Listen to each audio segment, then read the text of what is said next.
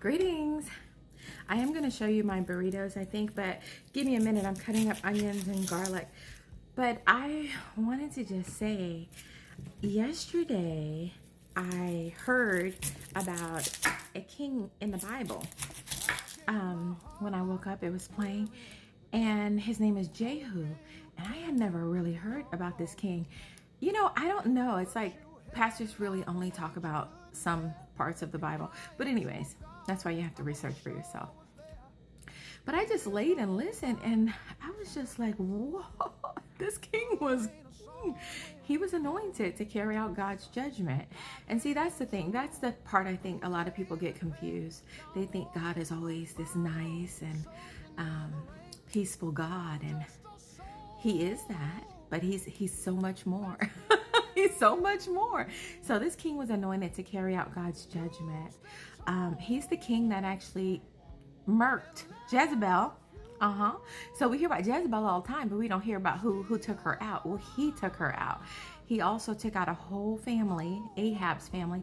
And then I thought about him because I thought it was so relevant because he took out the Baal worshipers, B-A-A-L, Baal, like Valencia.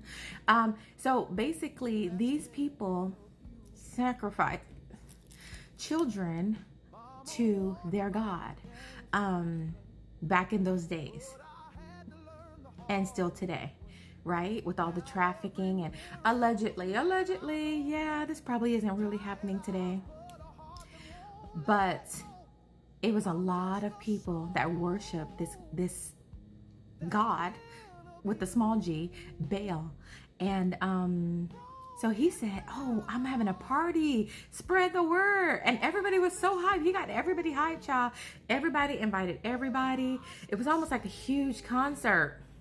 If you need like a visual of what it looked like, got them all in one place, said, okay, now go ahead and give offerings to your God. They were in there giving offerings. They was just living it up like, okay, YOLO. Once they all got in there, he said, lock the doors, let no one leave alive. What? Took them all out. All of them. I was like, whoa, yes, let's do that today. Oh, allegedly. But anyways, I just thought I'd share because that was so interesting to learn about him during a time like this with everything that's going on in the world. So interesting. Jehu, Jehu. You should look him up. Anyways, thanks for having coffee with me.